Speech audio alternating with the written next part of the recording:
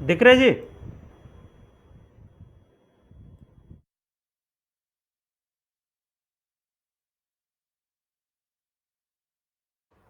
हाँ जी। हाँ, अब देखिए, हम अभी तक तो क्या सीख लिया? एक कुंडली ले लिया,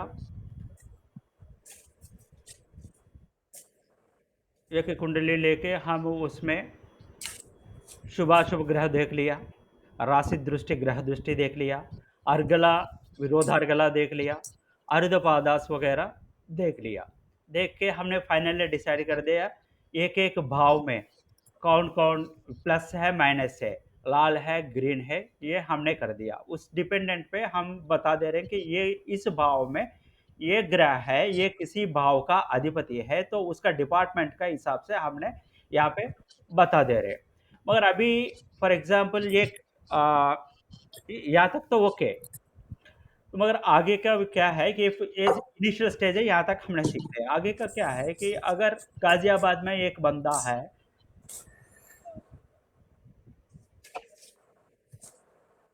चंद्र प्रकाश जी, हाँ सर। वो थोड़ा सा म्यूट कर दीजिएगा आपका। गाजियाबाद जब आपको समझ में नहीं आता है कुछ पूछना है तब ऑन कर दीजिएगा। गाजियाबाद में एक बंदा है कि वो आके है ना आपके पास दिल्ली में आके कुछ काम कर रहे हैं, अगर बिजली का डिपार्टमेंट में काम कर रहे हैं या पानी का डिपार्टमेंट में काम कर रहे हैं, हमने वो डिस्कस किए थे कि अगर वो बंदा आपका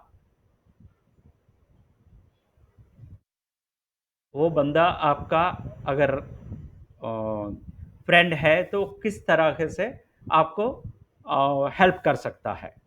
तो बिजली वाला के बिजली के थ्रू हेल्प करेगा, वो क्या बोलते हैं पानी वाला पानी के थ्रू हेल्प करेगा। मगर हम सिर्फ डिपार्टमेंट का मतलब जैसे ही यहाँ पे ग्रहों का हमने बात कर दिया, ये ग्रह यहाँ पे है फर्स्ट भाव में है, मगर वो आके दूसरा भाव का किसी का अधिपति है, उस भाव के अनुसार उस भाव के आधार पर पोजीशन के आधार पे यहाँ पे हमने डिसाइड कर दिया, तो वो बंदा, मगर हमें है ना एक्चुअल उनका कैरेक्टर क्या है पता नहीं है।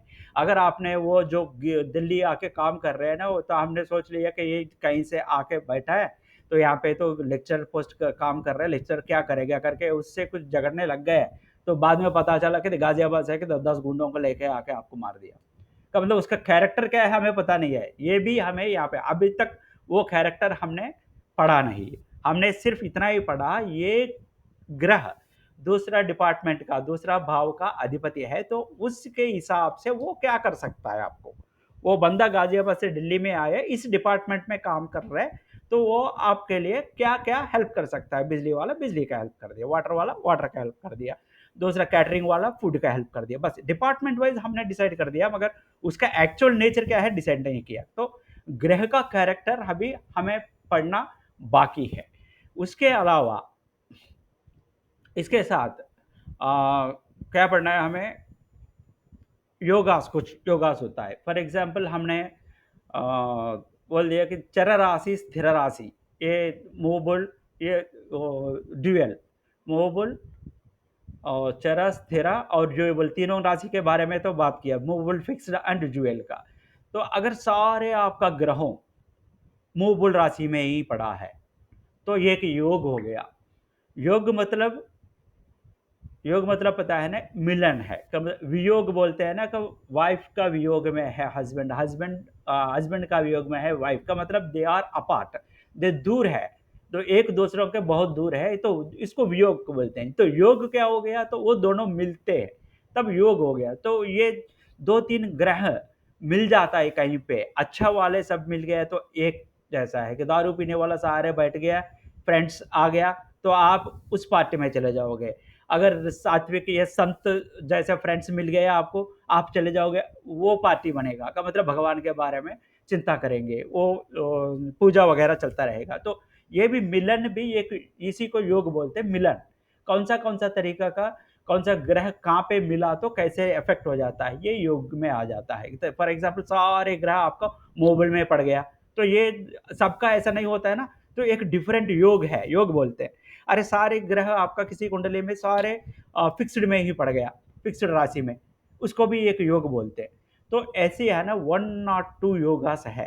तो तो ये सारे योग हमें किसी को भी नहीं याद रखना, वो ऐसा एक-एक कुंडली लेके और वो एक-एक गिनना पहले जैसा बहुत मुश्किल हो जाता है। ये तो आजकल तो सॉफ्टवेयर में डाल दिया, वो बता देगा आपका ये योग है, वो कैलकुलेट करके बता देगी। बता दिया तो आप क्या करोगे, एटलीस्ट आपको तो इतना नॉलेज होना चाहिए कि वो योग बता दिया तो उसका रिज़ल्ट क्या है। तो आपके लिए मैंने क्या किया, यहाँ पे जो है ना रवि योगास लेके, तो यहाँ से 102 योगास है, ये पूरा मैंने यहाँ तक छोटा-छोटा हो गया ये सारे योगास है। ठीक है जी? आप एक-एक पढ़ लीजिएगा, ये इससे ज़्यादा क्या चाहिए आपको, ये सारे योगास है, यहाँ तक 102 योगास है। इसका परिणाम क्या होता है, बगल में मैंने लिखा था, बगल शीट में, तो मैं आपको शेयर कर दूँगा, तो उसका है ना, ये क्यों बोल नहीं रहा?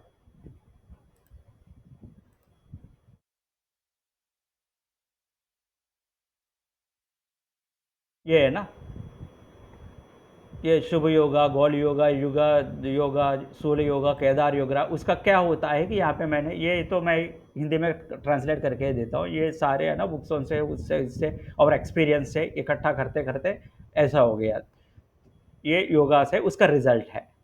तो ये शीट मैं आपको शेयर कर दूँगा, हमारा इसमें उसमें से पढ़ लीजिएगा। तो हम डिसाइड आज बात करेंगे, ये सारे योगास के बारे में नहीं है, जो इम्पोर्टेंट है हमारे लिए, का मतलब धन योग क्या होता है, और कुंडली को देखते ही धन योग और दरिद्र योग, ये दोनों, धन योग मतलब पैसे आने वाला है, और दरिद्र योग मतलब पैसे जाने वाला है ना, पैसे नहीं होगा तो कुंडली देखते ही हम एक आ जाता है, एक आइडिया आ जाता है, क्योंकि सारे ग्रह सही हो तो भी आपको है ना। और दूसरा एक चीज आपको याद रखना है, एक भाव में दो ग्रह है, जिसका हमने बोल दिया कि जिसका पावरफुल है,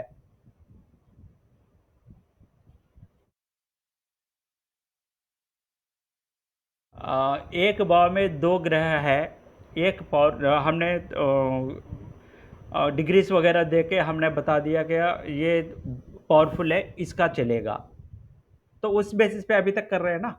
तो इसका आगे जाके हम क्या करते हैं, अगर एक हाउस में एक फादर है और उसका बेटा है, बेटा बेकार है, फॉर एग्जांपल, फादर बहुत अच्छा इंसान है, तो आप जब डिसाइड करोगे फादर के हिसाब से, जब तक फादर वहाँ पे रहेगा, फादर के हिसाब से घर चलता रहेगा, तो आप उसके बारे में तो अच्छा-अच्छा ही बोलेगा। मगर हमें पता है एक-एक राशि में एक-एक ग्रह जो होता है उसका टाइम अलग है, और डिग्रीज़ भी लगा है कि 29 डिग्रीज़ पे है तो 1 डिग्री में चला जाएगा बाहर।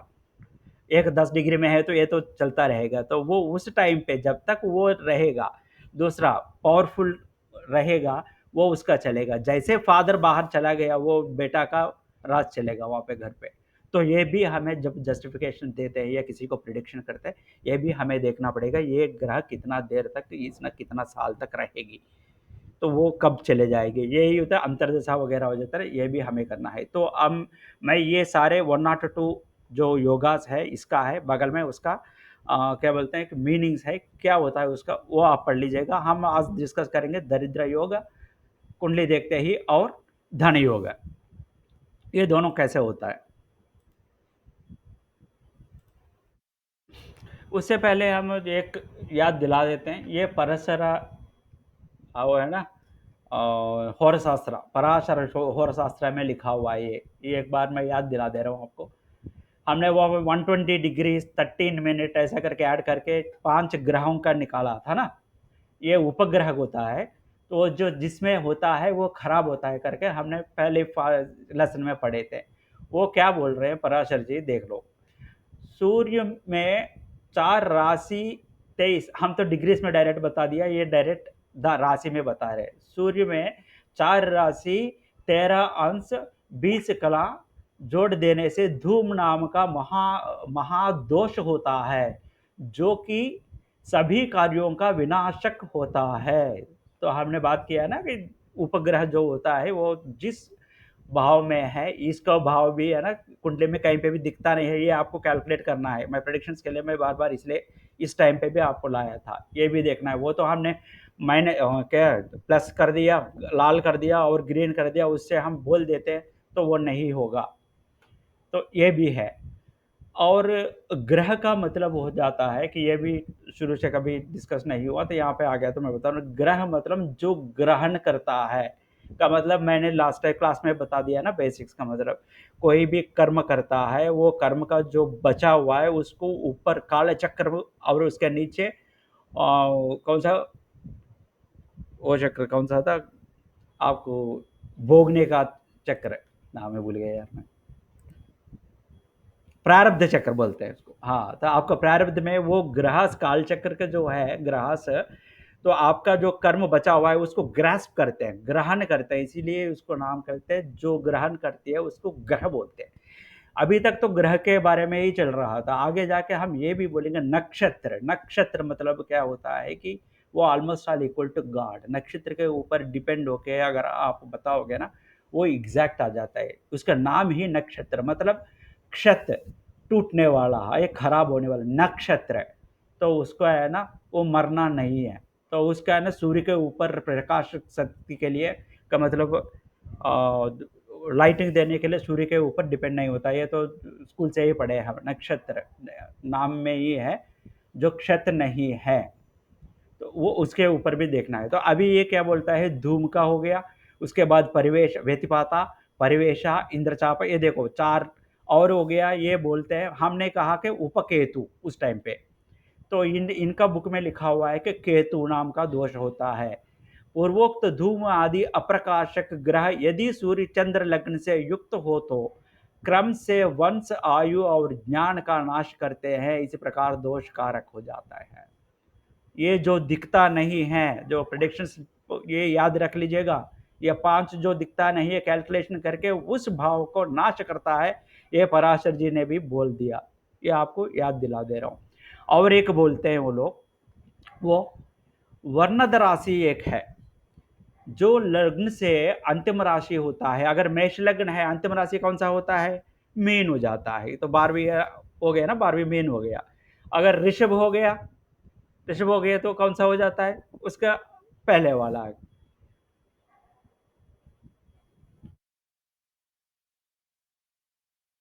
कुंभ हो जाता है। तो जो जो 12वीं का मतलब लग्न से 12वीं हाउस में जो ग्रह है, वो जो राशि है, उस राशि को वर्णद राशि कहते हैं हम।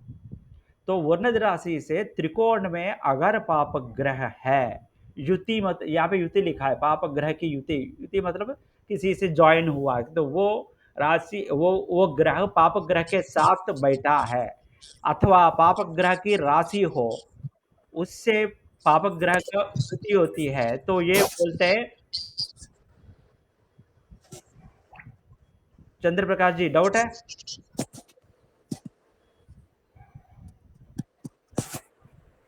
चंद्र प्रकाश जी डाउट है क्या? ये याद रखिएगा, जो जन्म लग्न के लास्ट राशि हो जाता है कि वो राशि वर्णद राशि बोलते हैं। अगर वो राशि का त्रिकोण में पापक ग्रह बैठा है, ये पापक ग्रह किसी के साथ बैठा है, वो पाप ग्रह का ही है, तो बैठा है, तो ये याद रख लीजिएगा, उस राशि का दशा खत्म होते ही वो बंदा खत्म हो जाता है। ये सरासर पराशर जी का लिखा हुआ है। ये लॉन्गेविटी का चेक करते टाइम पे ये होता है। ये कुछ पॉइंट्स है ना, ऐसे देखना है।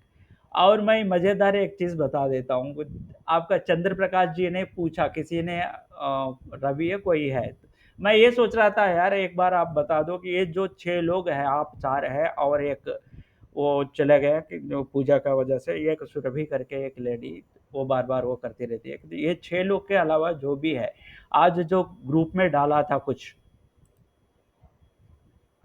तो आपने उसका क्या है करके क्वेश्चन भी पूछे थे, पराशर वर्सेस भृगु ऐसा करके। विपिन कभी आया नहीं हमारे पास यहाँ पे, तो हम जो यहाँ पे हमारा लेसन्स देते हैं ना, वो लेते होंगे, और यहाँ पे नेट से कुछ निकाला, तो चंद्र प्रकाश जी ने कहा कि व्हाट इज़ दिस करके, तो इन्होंने कुछ निकाल के दे दिया। कि तो मैं सोच रहा हूँ कि इन 6 लोगों के अलावा सबको निकाल दूँ यहाँ से, ब्लॉक करूँ, क्या बोलोगे? हाँ सर, जो डिस्टर्ब डिस्टर्ब कर रहे हैं उनको ब्लॉक कर दीजिए आप। हाँ, तो आप 6 लोगों को रोक के और किसी का कुछ बोलना है कि अगर ब्लॉक कर दे मैं करने से पहले इसे पहले जो आप आप सब लोग मुझे जो जिस ग्रुप से मिला था ना वहाँ पे कुछ झगड़ा हुआ था कि आपने कैसे ब्लॉक किया ऐसा करके आया था। तो एक बार मेरा तो आप 4 है, वो बंदा और सुरभि, तो ये 6 लोग हैं। ये 6 लोगों के एक बार पूछ के ही मैं ब्लॉक कर देता हूँ उन्हें। तो इसने जो दिखाया ना वो आपने जी पढ़ लिया होगा ओपन करके, तो ब्लॉक करूँ ना उन लोगों को? तो इसने जो दिया इंटरनेट में एक आया था आर्टिकल जैसा है, आपने अगर मैं ये खोलता हूँ, ये दिख रहा है ना ये? Parashar versus Bhrigu space time है। जी जी हाँ, ऐसे आ गया कुछ सूत्रास है, उन्होंने जो सूत्रास लिखा है कि ये 80 ईयर्स का वो करता है, स्पैन लाइफ 80 ईयर्स ही बोलता है।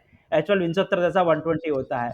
ये फालतू-फालतू चीज़ें में ना इंटरनेट में बहुत मिलता है। इसके बारे में मैं एक छोटा-सा एग्ज़ाम्पल बताता हूँ, ये अननेसेसरी सर पढ़ने ये सब कंफ्यूजन, हाँ कंफ्यूजन क्रिएट करता है। हाँ, तो मैं ये दूसरा मैं आपको एक दिखाता हूँ इसके बारे में। ये देखो, ये है गर्गहोरा करके, गर्गहोरा दिख रहा है? जी गर्गहोरा, ये सेज गर्गाचार्य इन्होंने लिखा है कुछ सूत्रास। अब मजेदार का ये है, तो ये 5वीं सूत्र देखो आप। अगर ये पढ़ लिए तो बंदा है ना मर जाएगा, कि परेशान हो जाएगा। ये किसी पापा को बोल दिया तो ये देखो, मर्क्यूरी बुध ग्रह इन द असेंडेंट 5th दिख रहा है, मैं पढ़ रहा हूँ। मर्क्यूरी इन द असेंडेंट और 6th और 8th can cause death at age of 4। अब दिखेगा आपको ना, अब बहुत बड़ा कर दिया। हाँ, ये देखो मेर्क्यूरी इन द असेंडेंट, कब लग्न में अगर मेर्क्यूरी बुध होता है, ये 6th भाव में होता है, 7th 8th भाव में होता है, वो बच्चा जो भी पैदा हुआ 4th ईयर में मर जाएगा। कैसे मरेगा वो? Even if the native is dipped in nectar, का मतलब अमृत जो बोलते हैं ना कि वो अगर पिलाए तो भी उसमें डुबा दिया तो भी वो बंदा मर जाएगा करके इसने लिख लिया। ये अगर कोई देख लिया, अगर ये मैंने पढ़ लिया, इसी के ऊपर मैं जाता हूँ ना, तब क्या होता हमारा हाल?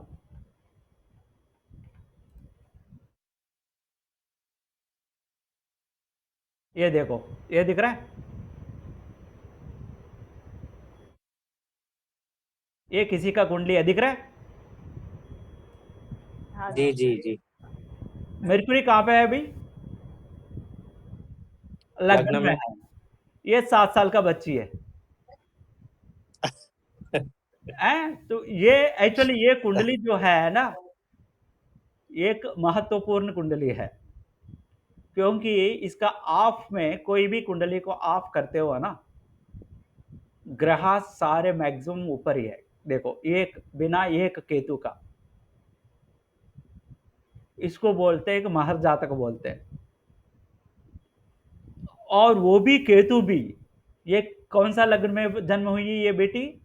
5th सूर्य लग्न में 0। जन्म हुई है। सूर्य लग्न में, सूर्य लग्न का केतु क्या है?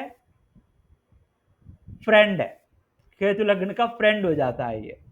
तो सिर्फ इस साइड बैठा है, वो भी 7वीं इसमें, वो अच्छा ग्रह शुभ ग्रह है। बाकी सारे ग्रह यहाँ पे, ये देखो लग्न में ही कितना बड़ा है, 1 2 3 4। और इसका लग्नाधिपति, मैंने क्या कहा, लग्नाधिपति हमेशा आपको शुभ देगा, है ना? लग्नाधिपति, हाँ पंचमाधिपति, जी। नवमाधिपति। तो इसका अधिपति कहाँ बैठा है? सन 12वीं, 12वीं भाव 12। क्या दिखाती है? 12th भाव पूरा लाइफ बताती है। ये जाके कौन है? लग्नाधिपति बैठा है। लग्नाधिपति बैठा है मतलब इनका पूरा लाइफ जबरदस्त रहेगी। यहाँ पे वो सूत्र को मैंने पकड़ के अगर बोल दिया इनका, आपका बेटी सुबह ये आ गए जन्म हो गया, ये दिखाओ करके आ गया, मैंने ये देख के, मेरे को देख के आपका 4 साल में मर जाएगी ये बच्ची, ये बोल दिया तो बस वो बाद में 4 साल के बाद मुझे मार देगा वो। ऐसे फालतू चीजों पे मत पड़ो। तो इसीलिए कि ये हर बंदा ने एक एक बोलते रहते हैं, तो क्या होता है कि जो एक्सपीरियंसड है, कोई भी बोले कुछ भी बोले, मगर जो एक्सपीरियंसड है उनका एक्सपीरियंस का अनुसार वो बोलते हैं कि ये मैं नहीं बोलूँगा गर्ग, वो सूत्र को मैं काट नहीं रहा हूँ, मगर जो प्रिंटिंग हुआ वो गलत हुआ, वो भी हो सकता है, क्योंकि उसका भी बहुत सारे कंडीशंस भी हो सकता है। चलो हमारा क्लास में चलते हैं। तो आप इन सब में मत पढ़िएगा। मैं तो ये जो है ना, आप 6 को छोड़ के बाकी लोगों को मैं ब्लॉक करता हूँ यहाँ पे, ठीक है जी?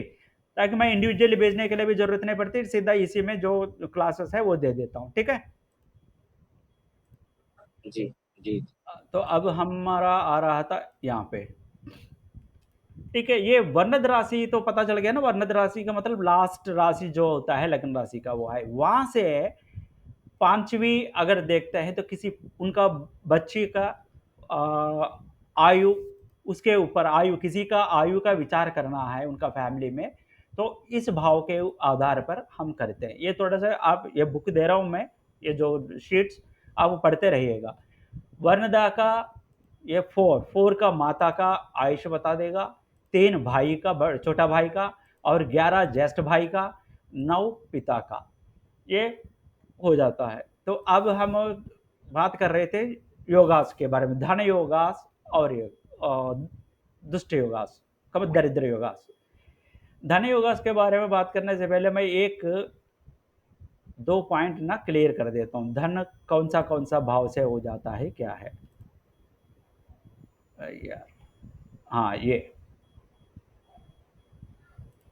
लाल किताब वाला बोलता है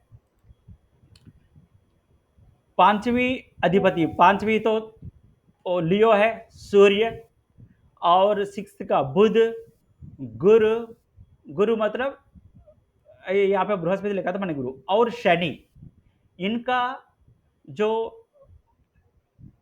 अभी हम जो भाव में बता देंगे ना, वहाँ पे है ना, इनका दृष्टि होना चाहिए। अगर इनका दृष्टि ये अच्छा ग्रह होके इनका दृष्टि होता है ना, उनका धन अच्छा होता है। यहाँ पे क्या लिखा था, प्रत्यक्ष या अप्रत्यक्ष रूप से, किसी ना किसी रूप से मैं या अन्य पिता और उनकी संपत्ति के कारक हो जाता है।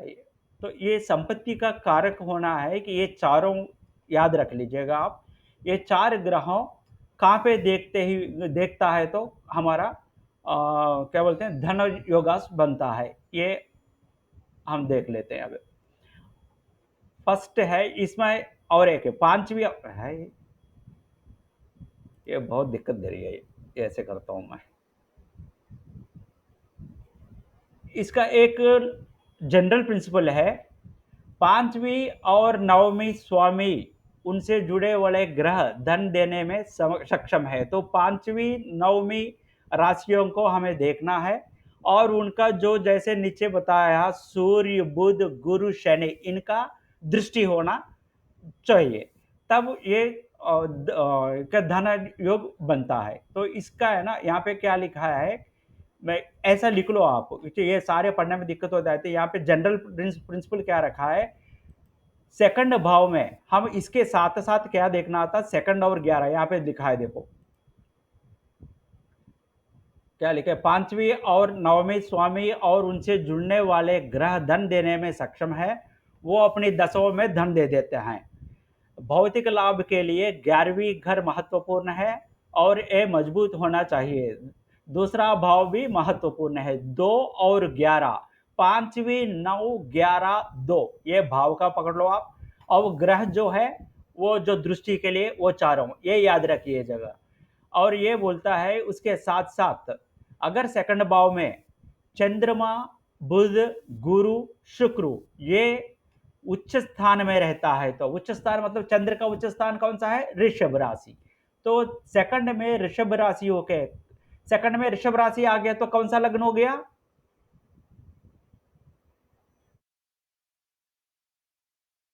मेष लग्न हो गया। सेकंड राशि तो ऋषभ है ना यार, मेष ऋषभ है ना सेकंड, उसका अधिपति उच्च, चंद्र का उच्च स्थान है ऋषभ राशि, तो सेकंड में ऋषभ चाहिए, तो यहाँ पे मेष राशि आएगा। तो चंद्र होके मेष लगने वालों को चंद्र अगर 2 में है वो धन योग आ जाता है। ऐसी मेष राशि वालों को बुध 6वीं हाउस में है तो नहीं, सेकंड इसमें बुध सेकंड में 6वीं राशि कन्या राशि और बुध के साथ दोनों सेकंड भाव में रहता है। ये गुरु इसका कर्क राशि सेकंड में होके वहां पे गुरु रहता है, क्योंकि गुरु का उच्च स्थान है कर्क। ऐसे ही मीन राशि सेकंड में आ गया और वहाँ पे शुक्र रहता है, का मतलब उच्च स्थान है, तो आपको धन योग मिलता है। तो और एक-एक लग्न के लिए कैसे-कैसे हो जाता है, वो देख लेते हैं हम। यदि सूर्य पंचम भाव में हो, ये 3 पढ़ लेता हूँ, बाद में इसमें से कुछ लॉजिक निकालने के लिए सोचते हैं। तो ये भी पढ़ते रहेंगे, अगर पढ़ते रहेंगे तो वो रटने में हो जाता है, लॉजिक भी कुछ तो निकालने है ना, तो देखते हैं अभी क्या बोलता है ये। यदि मिथुन में आ गया। यदि सूर्य पंचम भाव में हो तथा शनि, चंद्रमा और बृहस्पति 11वीं में हो। 11वीं में बृहस्पति 11वीं होना चाहिए और सूर्य पंचम भाव में होना चाहिए। मैंने यहाँ पे लिखा मेष लग्न को, यानी ऐसे लग ली तो आपको इजी होता है। पंचम भाव में सूर्य है और 11वीं भाव में शनि, चंद्र, कुज, ये कोई भी है, या अगर रहता है तो इसको धन योग आ जाता है, का मतलब पैसे बहुत आ जाएंगे। या फर्स्ट में कुज हो, 7वीं में बुध, शुक्र, शनि हो, तब भी उसका बहुत धन आ जाता है। तो ये एक-एक पॉइंट लेकर आप ऐसे टेबल बना दो, टेबल बना के कर दिया तो आपको ईज़ी रहता है, 4-5 बार देख लिया तो आपको आ जाता है। इसका लॉजिक भी एक छोटा-सा लॉजिक बता देता हूँ, तब ये लिखने का भाई ज़रूरत नहीं है। मेष में कुज फर्स्ट में लग्न में हो और 4th में शनि, 11वें में शनि हो, तब भी इसका धन योग मिलता है। ऐसे अगर हम देखते हैं, वृषभ राशि को देखते हैं, यदि बुध पंचम भाव में हो और चंद्रमा, मंगल और बृहस्पति 11वें भाव में हो, धन आ जाता है। मिथुन को देखते हैं, यदि शुक्र पंचम भाव में हो और 11वें भाव में का मंगल हो, तो ये जो आ रहा है ना, हम इसमें से क्या लॉजिक निकालते हैं। फॉर एग्जाम्पल,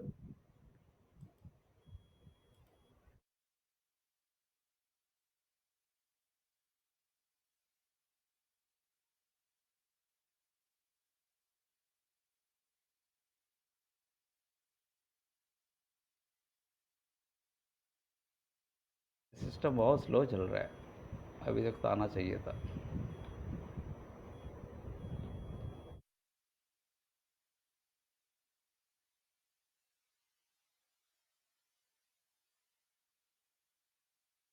रखा है है।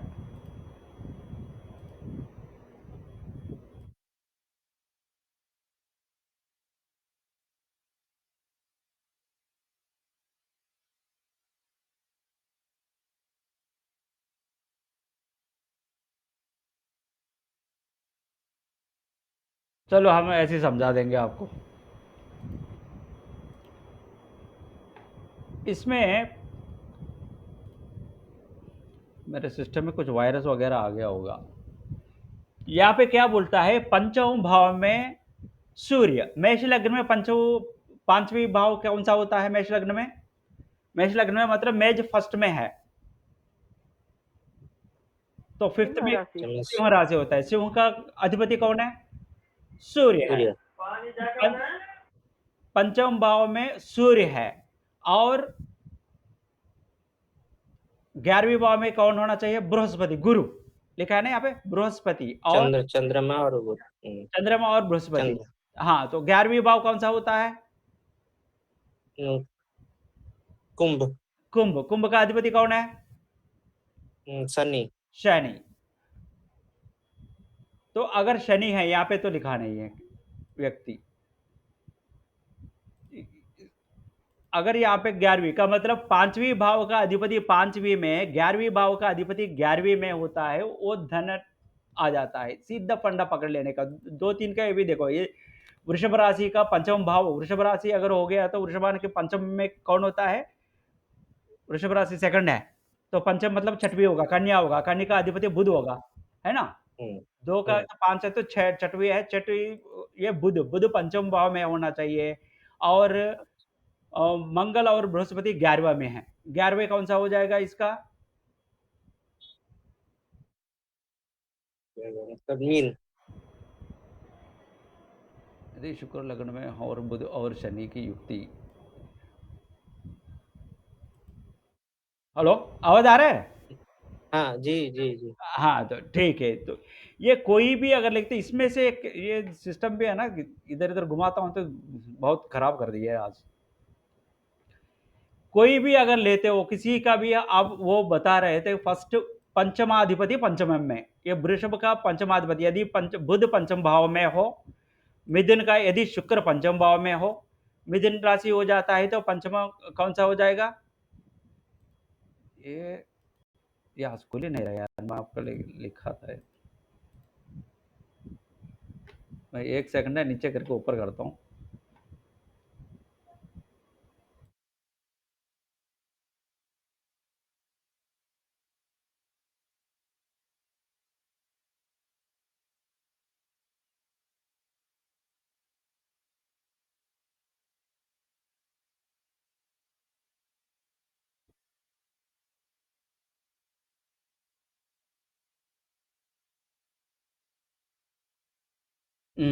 यहाँ पे ये लिखा मैंने। ये देखो, तो हर इसके लिए है ना कि ये अगर कुछ आ गया तो वो बोलता है पहले सूर्य पंचमाधिपति, तो ये अगर लग्न हो गया तो पाँच ये तो साउथ का है, तो यहाँ पे है ना ड्राइंग उसका लगाना मुश्किल होता है करके मैंने ऐसे कर दिया। तो मेष लग्न हो जाता है तो 5वें है सूर्य हो जाता है, तो सूर्य पंचमाधिपति 5 में रहो और 11वें में आपका 11वां कौन सा हो जाएगा मेष राशि का? यहाँ पे हो जाएगा, यहाँ पे मकर है। शनि का दृष्टि हो और शनि हो। वृषभ राशि का 5वीं कन्या, ये सिस्टम है कि बुध है, बुध पंचमाधिपति होना चाहिए और यहाँ का वृषभ का मेन का गुरु बृहस्पति 11वें भाव में हो, तो पंचमाधिपति ऐसे मिथुन का 5 है तुला, शुक्र तुला में हो, तो यहाँ पे देखते हैं मिथुन का फॉर एग्जाम्पल कोई भी कर्क का पकड़ ले, चंद्र का गुरुजी इसमें शायद कुंभ के बाद मकर लिखा है सर, ये धनु के बाद मकर फिर कुंभ फिर मीन होगा है ना सर? हाँ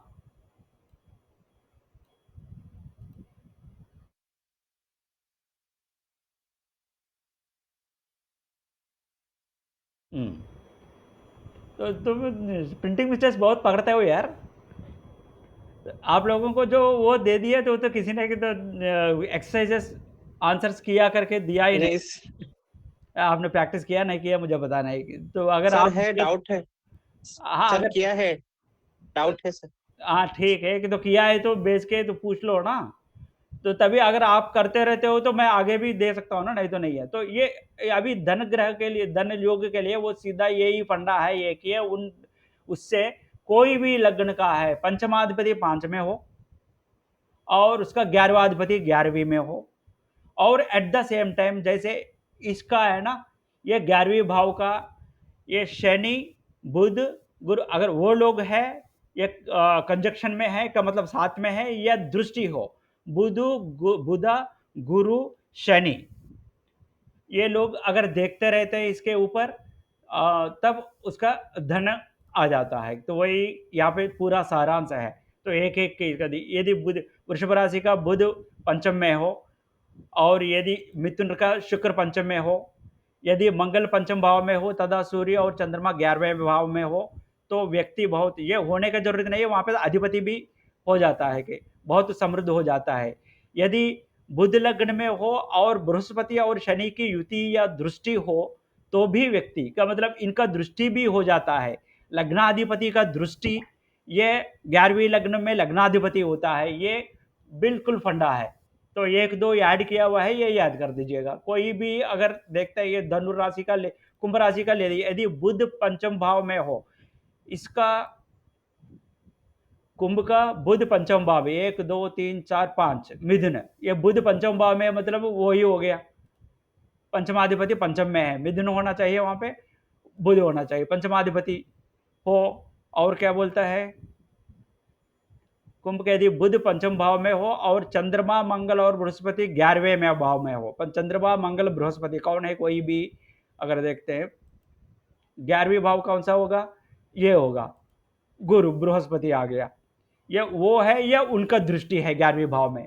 तो पंचमा इससे क्या पता चलता है कि किसी का भी कुंडली देखते हुए अगर पंचमाधिपति पंचम में हो और 11वीं भाव में इन लोगों का दृष्टि होता है तो वो धन योग का प्राप्ति हो जाता है। उनका दसों में बहुत ज़्यादा पैसे भी मिल जाता है। ठीक है जी?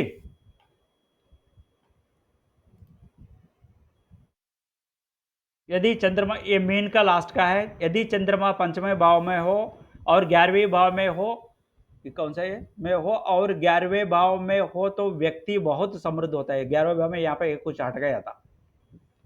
यदि चंद्रमा पंचवें भाव में हो और 11वें भाव में हो तो व्यक्ति, 11वें भाव में कौन होना चाहिए, यहाँ पे ट्रांसलेशन में हट गया था। यहाँ पे अगर मीन राशि का वो हो जाता है, मीन राशि का लग्न हो जाता है, 11वें भाव कौन है, मकर, शनि 11वें भाव में हो, वो आप सही कर दीजिएगा यहाँ पे। अगर ऐसा है तो आपको धन योग आ जाता है, धन बहुत मिल जाता है, धन योग में आ जाता है। और ये है ना, दृष्टि भी आप देख लीजिएगा, एक बार पढ़ लीजिएगा। ठीक है जी?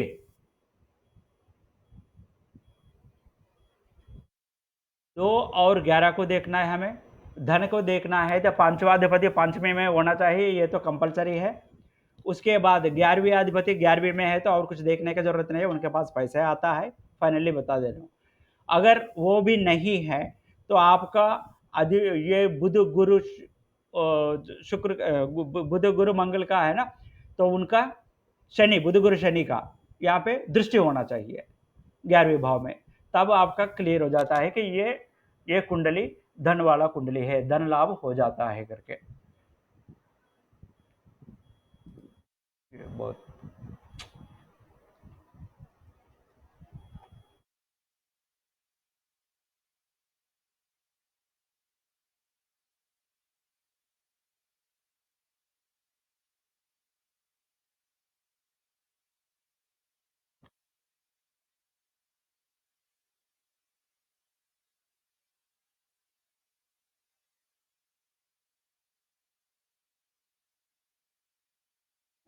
और एक है धन का फंडा, लग्न से या चंद्र से 10वें भाव में अगर सूर्य है तो पितृ के थ्रू,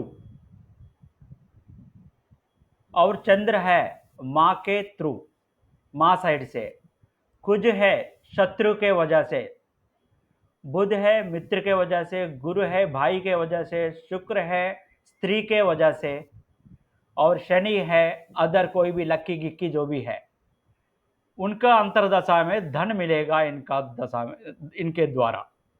ये एक फंडा है। ये सारे धन का हम बता रहे हैं।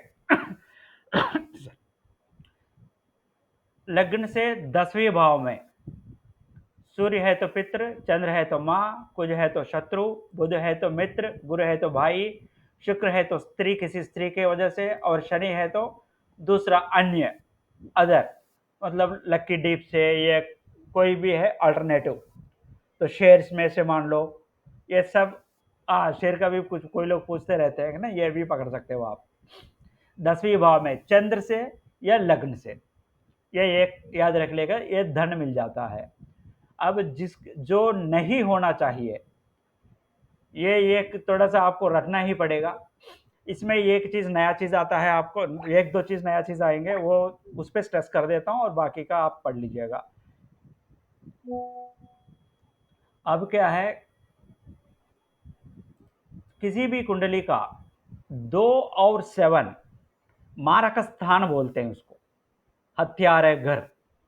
दूसरा और 7वें घर मारक हथियार घर, मारक स्थान बोलते हैं। यहाँ पे लिखा मैंने क्लियरली, यहाँ पे इसलिए बोल्ड किया है, ये याद रख लीजिएगा। तो किसी भी कुंडली का 2nd and 7 ये मारक स्थान बोलते हैं इसको।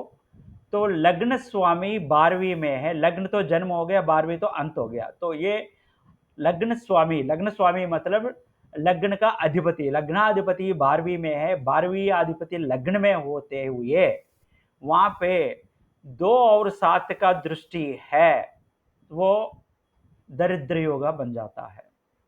तो कुंडली देखते ही पहले ये देख लीजिएगा आप, पंचमाधिपति पंचमी है, 5 में है, 11वां अधिपति 11वां में है, ये देख लीजिए, और वो धन में चला गया, और उनके ऊपर ये देखना है दरिद्र है कि नहीं देखना है। तो 12वीं अधिपति लग्न में है, लग्न अधिपति 12वीं में होते हुए, अभी मैंने जो दिखाया ना ये कुंडली, इससे पहले एक लड़की का 7 साल बच्ची करके, उसका भी है ना लग्नाधिपति जाके 12वीं में बैठा है।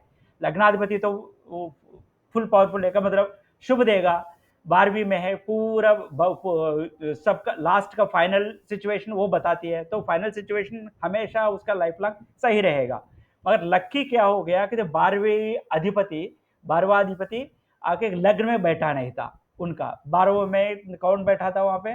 कर्क कुछ बैठा था, तो मून चंद्र है ना, तो अभी हाँ कर्क ही होगा ना। 12वें 5 तो लग्न में है, तो 4 तो 12वीं है ना, 12वें भाव में रहता है। 4 मतलब कर्क हो गया। कर्क का अधिपति मून चंद्र है। चंद्र वहां पे उनका उसमें आके दूसरे कहीं पे बैठा है, लग्न में नहीं था, तो जिसके वजह से वो फुल सेटिस्फाइड का मतलब कंप्लीट लाइफ लॉन्ग वो उसका पैसे वाला ही हो जाती है, का मतलब सही रहेगा, क्योंकि सूर्य पावरफुल बंदा जाके वहां पे बैठा है।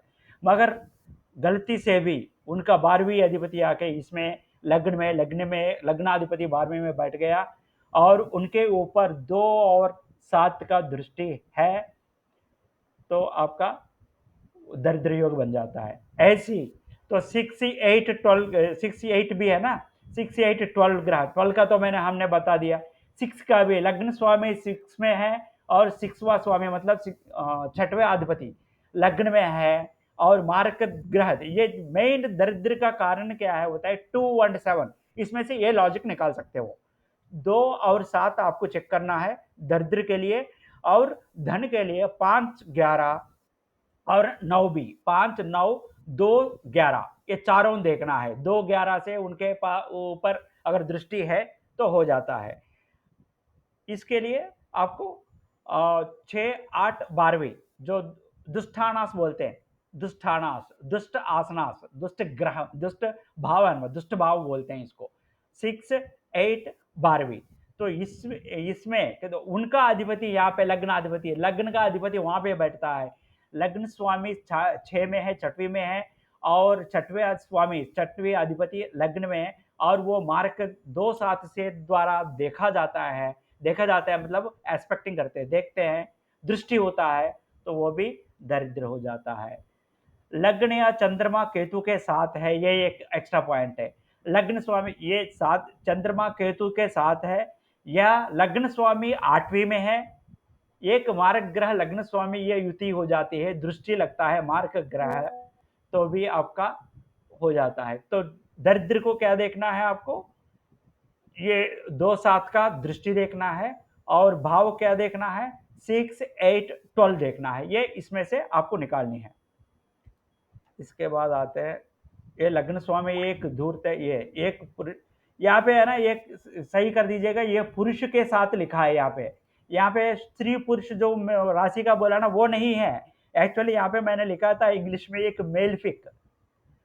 मेलफिक मतलब बैड, दुष्ट ग्रह, पापक ग्रह। वो इंग्लिश ने गूगल बाबा ने क्या पकड़ा, मेल को अलग करके ना पुरुष पकड़ लिया। यहाँ पे लिखा है ना लग्न स्वामी एक धूर्त, मतलब ये दुष्टासन, दुष्ट भाव है। 6 8 पाप भाव बोल लो, दुष्ट भाव। 6 8 12वीं दुष्ट भाव हो जाते हैं, धूर्त लिखा है दुष्ट के लिए। मैं एक पुरुष के साथ, पुरुष नहीं है ये, आप इसको सही कर देना, मैं कल जब डालूंगा वो सही कर दूंगा। पुरुष मेलफिक यानी पापक ग्रह के साथ रहता है, और दूसरा स्वामी नीच या दुश्मन हो जाता है, कि मतलब पाप ग्रह का है ये। लग्न स्वामी ये इन भावों में, और इनका स्वामी, इनका अधिपति लग्न में होता है, पापकारक, ये हत्यारा घर, मारक ग्रह द्वारा इनका राशि दृष्टि हो जाते हैं, मारक राशि दृष्टि हो जाती है, ये ग्रह दृष्टि हो जाता है, आपका दरिद्र हो जाता है। और एक लेना है 5वीं स्वामी 6वीं में है, और 9वें स्वामी 12वीं में है, जिसके मारक के पहलू, ये भी ऐसी दृष्टि है, ये भी वो हिंदी बाबा क्या लिखा पता नहीं। 5वीं का स्वामी 6वीं में है, पंचमाधिपति पंचम में है, तो वो धन में हो जाता है। पंचमाधिपति अगर 6वीं तो बस दुष्टासना है, दुष्ट एरिया है वो, तो पूरा है ना, वो ऋण वगैरह है ना, उसमें शत्रु है, ऋण है, रोग है, सब कुछ खराब एरिया है। उस खराब एरिया में दो अच्छा बंदा भी जाके है ना वहां पे बैठ गया, 5वें अधिपति बहुत ये देता है, मगर 6वीं में जाके बैठ गया। 9वीं अधिपति भी आपको सही देगा, मगर ये जाति ये एक्सेप्शन है, इसलिए मैंने थोड़ा सा कलर डाला था इसका। पंचवें अधिपति ये इसीलिए डाला था, पंचमाधिपति हमने बोला कि वो मित्र है और नवमाधिपति भी मित्र है किसी कुंडली का, ये एक एक्सेप्शन है। तो पंचमाधिपति अगर 6 में चला जाता है, नवमाधिपति अगर 12वें में चले जाता है, इसके ऊपर मार्क इसका 2-7 का दृष्टि होता है, वो हमेशा दरिद्रावस्था में चला जाता है। ये जो 1-2 पॉइंट्स है ना, ऐसे माइंड में रख लीजिएगा। और 9 में और 10वीं स्वामी के बिना मेलिफिक लग्न, यहाँ पे तो मेलिफिक गूगल बाबा ने डायरेक्ट मेलिफिक ले लिया। पाप ग्रह पाप लग्न पर कब्जा कर लेते हैं जो मार्कों द्वारा पहलू या संयुक्त, ये नवमी में और 10वीं में स्वामी के बिना का मतलब यहाँ पे कोई अधिपति नहीं है, का मतलब कोई भी ग्रह नहीं है 9-10 में, और कोई किसी का दृष्टि है वहां पे, क्या है मार्कों का द्वारा वहां पे खाली ग्रह है और उनके ऊपर मार्कों का दृष्टि है 9 और 10 के, तभी भी वो दरिद्र में चला जाता है। ये बाद में पढ़ लीजिएगा, उसी का मैं एक्सप्लेन कर दे रहा हूँ। तो अगर समझ में नहीं आता है तो बाद में आपने पढ़ लिया तो समझ में ना आ जाए, वैसा होता है ना, इसलिए मैं उसी को थोड़ा सा बता दे रहा हूँ। समझ में नहीं आता है तो भी पूछ लीजिएगा। और 6वीं में 8वीं में 12वीं स्वामी के कब्जे वाले संकेतों के स्वामी 8वीं घरों में है जो अशुभ लोगों द्वारा संयुक्त पहल हो।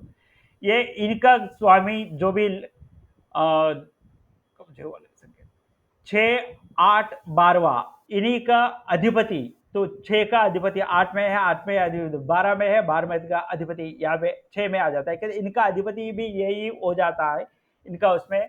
उसके ऊपर भी या 6वीं अधिपति 6वीं में है, 8वीं अधिपति 8वीं में है, 12 अधिपति 12वीं में है। अगर ऐसा है तो मेष लग्न हो गया है ना, 6वीं में 6वीं का अधिपति 6वें में रहता है, मेष लग्न में 6वीं राशि का 6वीं राशि अधिपति या किसी का भी हो सकता है, 6, 8, 12 का अधिपति उन्हीं का भाव में रहते हैं। ये दुष्टासना का भाव अधिपति दुष्टासना में रहते हैं तो वो मोर पावरफुल हो जाएंगे, तभी भी बंदा बहुत खराब हो जाएगा।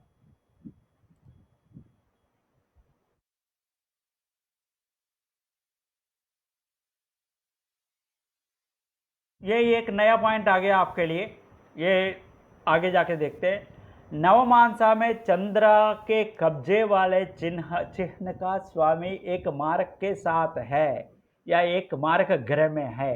ये नवमांसा अंशा के लिए हम जब बता देंगे ना तो तब बताएंगे। नवमांसा क्या होता है कि आगे जाके डिविजनल चार्ट्स हम बात कर देंगे तब आता है। नवमांसा मतलब एक ग्रह को 9 पार्ट्स में डिवाइड करता है, 9 पार्ट्स में, तो 30 डिग्रीज में को 9 पार्ट्स में डिवाइड करता है, तो उसी हिसाब से वो ग्रह पार्ट्स को है ना डिविजन्स में डाल देता है, तो इसको नवमांसा बोलते हैं।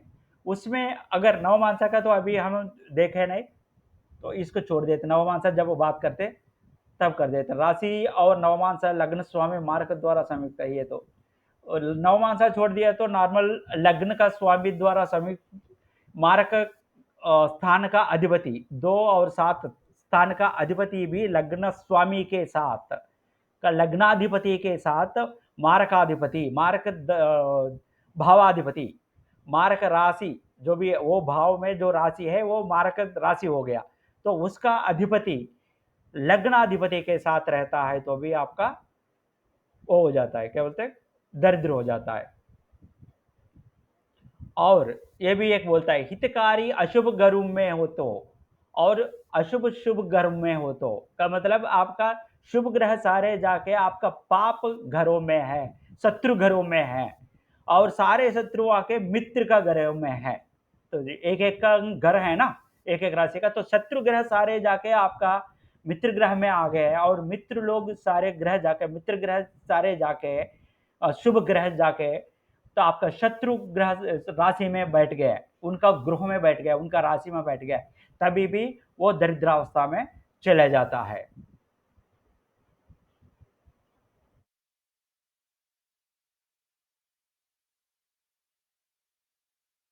और ये बोलता है यहाँ तक तो अभी पूरा सत्यानाश का है, का मतलब दरिद्रावस्था का है। यहाँ पे ये क्या होता है कि उनका दशा में कैसे दरिद्र दे देता है। अगर 6वें अधिपति और 8वें अधिपति 12वें भाव का अधिपति इनके साथ कोई भी ग्रह है, कोई भी ग्रह के साथ ये लोग रहते हैं, इनका अधिपति जनरली रहता है उनका दशा में, तो ये जनरली हर बंदा का साथ होती है। तो ये तो किसी ना किसी के साथ रहता है, ऑलमोस्ट 90% कुंडली में होता है। तो उनका दशा एनालाइजेशन जब होता है ना, तो हम सीधा बोल सकते हैं ये 6वीं अधिपति का कुंडली में 6वीं भाव 6th भाव में जो राशि बढ़े, क्लियरली समझ लीजिए। अभी 6th भाव में किसी भी कुंडली में 6th भाव में जो राशि बैठा है उसका अधिपति, 8वीं भाव में जो राशि बैठा है उसका अधिपति, 12वीं भाव में जो राशि बैठा है उसका अधिपति, ये लोग किसी और ग्रह के साथ रहते हैं। इनके साथ कोई भी बैठता है, कोई भी ग्रह, उनका दशा जब आता है उस दशा में पैसे खो जाता है बंदा, धन हानि, धन नष्ट चलता है। उस दशा जब आता है तो आप उनको बोलना है कि ये दशा आपको चलने वाला है, क्योंकि ये मारक उसके मारक राशि अधिपति के साथ बैठा है, मारक ग्रह के साथ बैठा है। तो इनका अंतरदशा या दशा जब चल रहा है तो आपको बहुत केयरफुल रहना है। उसमें रेमेडीज तो आगे जाके बता देते हैं। ये पॉइंट समझ में आ गया ना। और मंगल और शनि वे स्थान पर है और बुध उनकी दृष्टि नहीं रखता है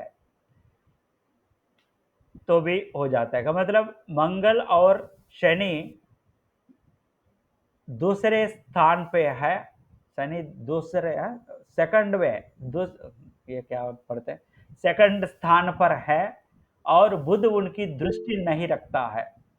हाँ जी, हाँ जी चंद्रप्रकाश जी,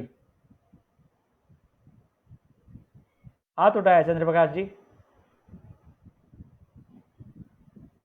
आपका म्यूट ऑन कर दीजिए तब बात कर दीजिए। तो आपका हाथ उठा हुआ है, कुछ बोलना है आपको? हाँ सर, नवमास क्या होता है? नवमांश मैं वही बता रहा था, आप उस टाइम पे कहाँ पे ध्यान दिए थे।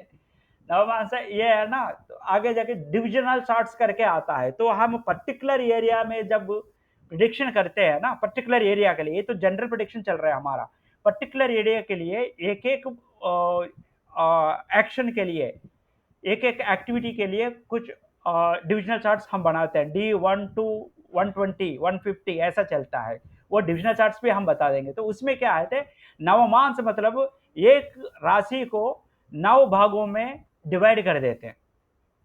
तो 30 डिग्री का एक ग्रह है, उसको 9 भागों में डिवाइड करते हैं, 30 डिवाइडेड बाई 3 हो जाता है। तो उसको डिस्ट्रीब्यूट करते हैं। वो कैसे डिस्ट्रीब्यूट करना है, क्या है कि डिविजनल चार्ट्स में मिलते हैं। तो इसलिए मैंने वो पॉइंट स्किप कर दिया, ये क्योंकि वो डिविजनल चार्ट्स में हम गए नहीं। ठीक है, तो वो पर्टिकुलर एरिया के लिए है, वो डिविजनल चार्ट्स हमेशा पर्टिकुलर एरिया के लिए। और मंगल और शनि सेकंडवें स्थान में, सेकंड प्लेस में है और बुध उनकी दृष्टि नहीं रखता है, तब भी आपका प्रॉब्लम हो जाता है। तो सेकंड में सूर्य शनि द्वारा देखा जाता है, सूर्य जाके दूसरा इसमें है और शनि के द्वारा देखा जाता है, तभी भी आपको प्रॉब्लम होता है। ये सारे पॉइंट्स है। तो हमें इसमें से क्या पता चलता है कि कभी भी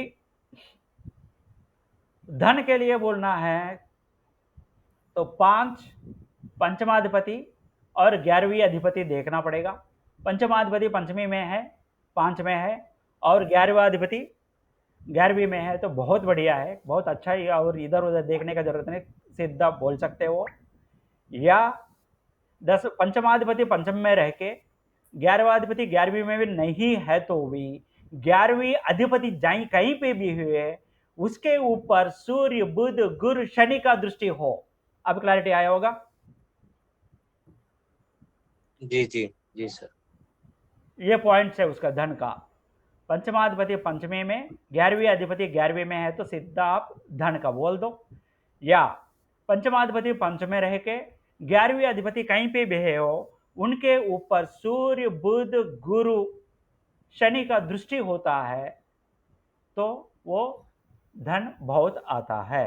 ये धन का रिलेटेड है। और हम ये दरिद्र के लिए क्या क्या देखना है, 6, 8, 12 ये मेन है। तो दुष्ट स्थानास्य, तो ये तीनों का अधिपति तीनों में इंटरमिक्स्ड हो गया। 6 का 8 में गया, 8 का 12 में आ गया, 12 का इसमें आ गया, 6 में आ गए, तभी भी प्रॉब्लम है। और लग्न उनके साथ हो गया तभी भी प्रॉब्लम है। लग्नाधिपति उनके साथ और मारक का दृष्टि होना चाहिए, वो भी है। मारक 2-7 ये ध्यान रख लीजिएगा, 2-7 का दृष्टि मारक ग्रह के साथ लग्नाधिपति रहा तो भी प्रॉब्लम है। और 6वीं अधिपति लग्न में है, लग्नाधिपति 6 में है, 8वीं अधिपति लग्न में है, लग्नाधिपति 8वीं में है। 1, 6, 1, 8, 1, 12 इनका इंटरलिंक में 1, 6, 6, 1, 1, 8, 8, 1, 1, 12, 12, 1 ये भी है। और ये फर्स्ट वाला जाके लग्नाधिपति 2-7 का इनके मार्क अधिपति के साथ बैठता है। तो ये क्लियरली, तो ये सिंपली आपको क्लियर आ गया यहाँ पे। हाँ जी, थोड़ा सा आगे बढ़ते हैं हम। आप पढ़ लीजिएगा, डाउट से कोई पूछते नहीं है कभी, आप इसी टाइम पे पूछना है ऐसा करके नहीं है, बाद में भी आप पूछ सकते हो, पूछते नहीं है कोई। चलो हम ये थोड़ा सा पितृ साइड से जो आता है पैसे है ना, उसके बारे में कुछ रूल्स और भी देख लेते हैं। धन और धन हानि धन लाभ के लिए तो हमने देख लिया। बाकी 102 मैंने कहा कि 102 योगास का मैं अभी शेयर करता हूँ, वो पढ़ लीजिएगा आप। योगा कैसे होता है 102 याद रखने की जरूरत नहीं है। आप अगर वो योगा आ गया, सॉफ्टवेयर में डालोगे, नेट में डालोगे, योगा बता देगी, वो योगा आ गया तो उसका रिजल्ट क्या होता है आप पढ़ लीजिएगा। 102 बोलना मैं पढ़ता रहूंगा, आप सुनते रहोगे तो फायदा नहीं है, आप पढ़ लीजिएगा। अगर आपको डाउट आता है, डाउट कब आता है कि ये योग में ऐसा बता रहे ये ग्रह इस प्लेस में है तो योग है, तो मैं दूसरा इसमें बता रहे कि ये लोग ये है तो दूसरा योग है, ऐसे कंफ्यूजन जब चलता है आपका तब मुझे पूछ लीजिएगा ऐसा क्यों। और कुछ उसके लिए देखते हैं जनरल थिंग्स। इसमें क्या लिखता है, हमने बोल दिया कि सूर्य बुध गुरु शनि का दृष्टि होना जरूरी है और 9th और अधिपति धन के लिए। और यहाँ पे एक फादर के द्वारा या फादर के अलावा भी पैसे का वो देखते हैं। यहाँ पे एक क्लियरली बता रहे जुपिटर और सन, यानी कि सूर्य और गुरु साथ में कभी रहना नहीं चाहिए। और गुरु बुध ये भी साथ में नहीं रहना चाहिए। यहाँ पे लिखा है तो आप पढ़ लीजिएगा, इसमें क्लियरली लिखा है।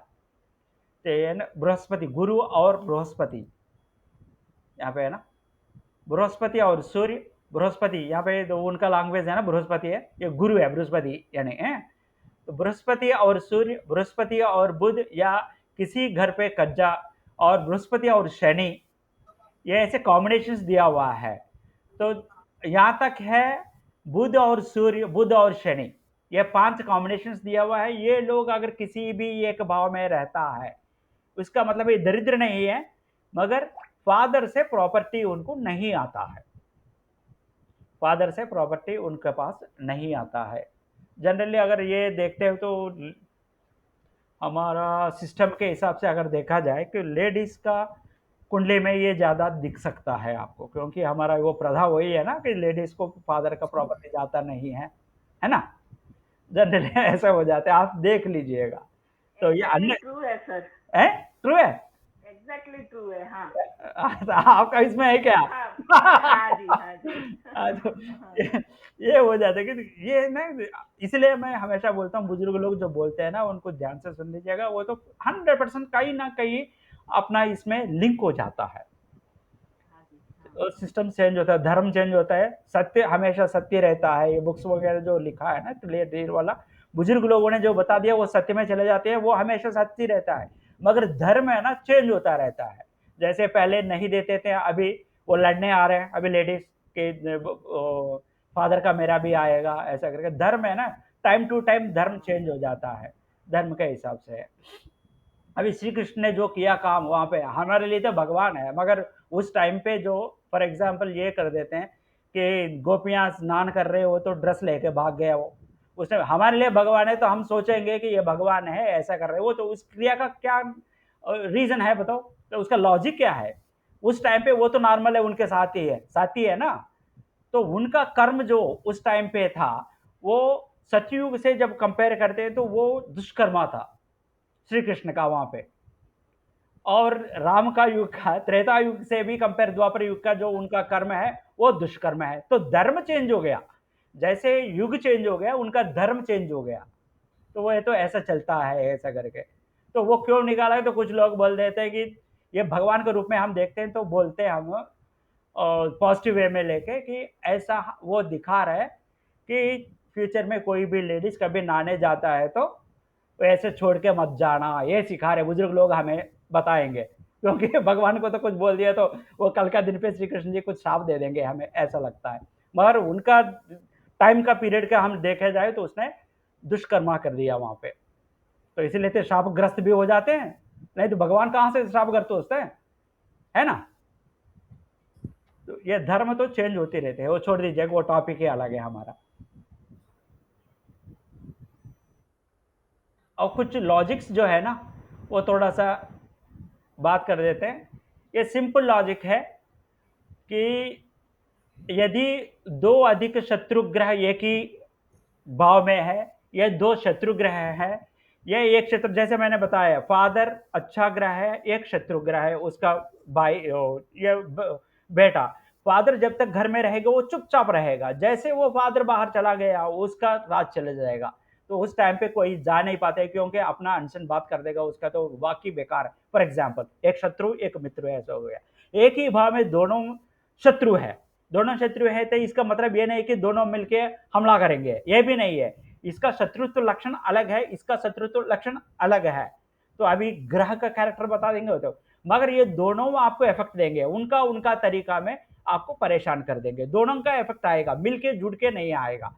मगर दोनों दो ग्रह रहेंगे और दोनों मित्र ग्रह रहेंगे, दोनों साथ मिलके आपका काम को आगे बढ़ाएंगे, यह ध्यान रख लीजिएगा कि नॉर्मल थिंग है। तो कुछ रूल्स जो जनरल रूल्स है ना वो मैं बता दे रहा हूँ। यदि दो या दो से अधिक शत्रु ग्रह एक ही घर पर कब्जा कर रहे हैं तो वो दुश्मनों के रूप में व्यवहार नहीं करते हैं, लेकिन इसका मतलब ये नहीं है कि वो एक दूसरे के प्रभाव में के प्रतिभाव नहीं करते, तो और स्वतंत्र रूप से उस घर में होने के अपने परिणाम दिखा देते हैं, अपना अपना परेशानी आपको देते हैं।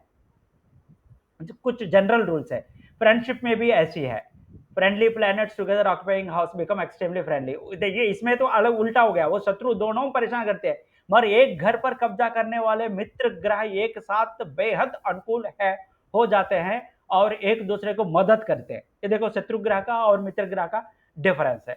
और शत्रु मित्र दोनों है, क्या बोलते हैं, शत्रु मित्र रहते हैं जैसे बाप बेटा का मैंने बता दिया ना, शत्रु जब तक रहेगा जिसका पावर है वो दिखाता रहेगा, वो जाते ही दूसरों का चालू हो जाता है। ये सारे हमें याद रखना है जब डिस्क्रिप्ट करते हैं। ये घर पर कब्जा करने वाले मित्र ग्रह एक साथ बेहद अनुकूल हो जाते हैं और एक दूसरे की मदद कर देते हैं, यही हो गया।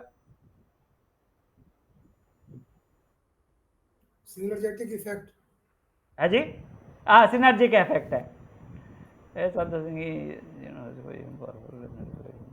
अब एक पॉइंट आ रहा है यहाँ पे ट्रांसलेट करना कुछ गड़बड़ हो गया था।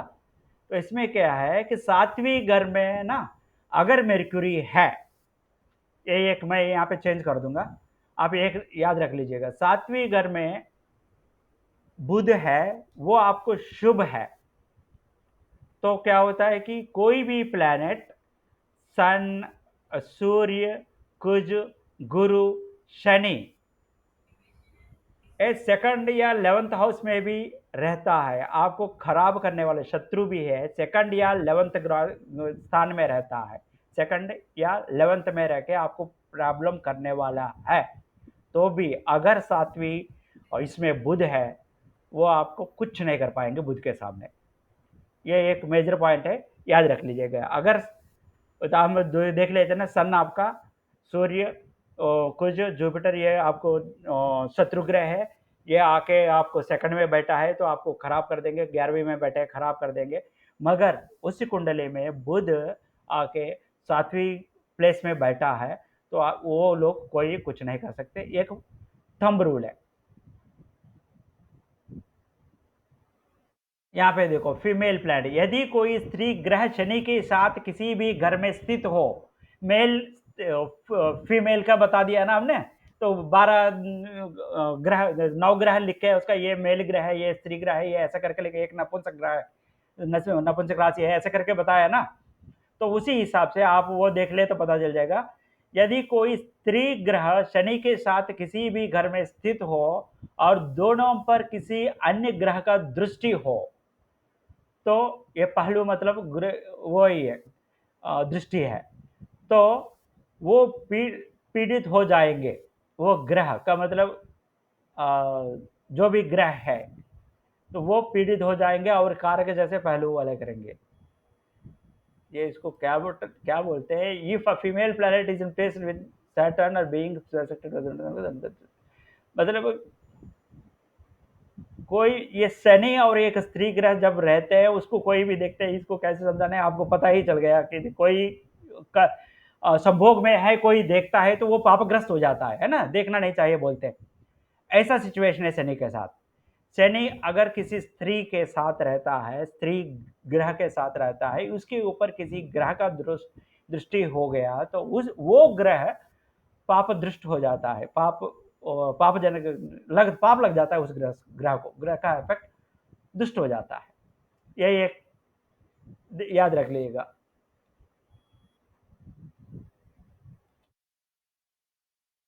अब ये लास्ट 15 मिनट में मैं थोड़ा सा वेरी इंपॉर्टेंट चीज़ें हम बता दे रहे हैं। 5 मिनट अगर लेट हो गए तो भी रुक कीजिएगा।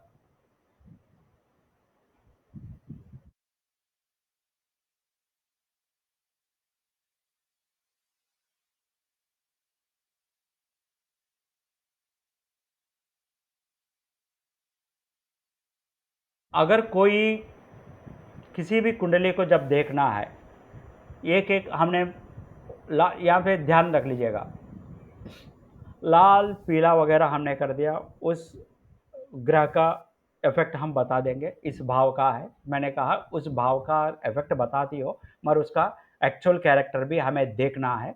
वो नेक्स्ट क्लास में हम ग्रहों का एक्चुअल कैरेक्टर क्या है वो बता देंगे।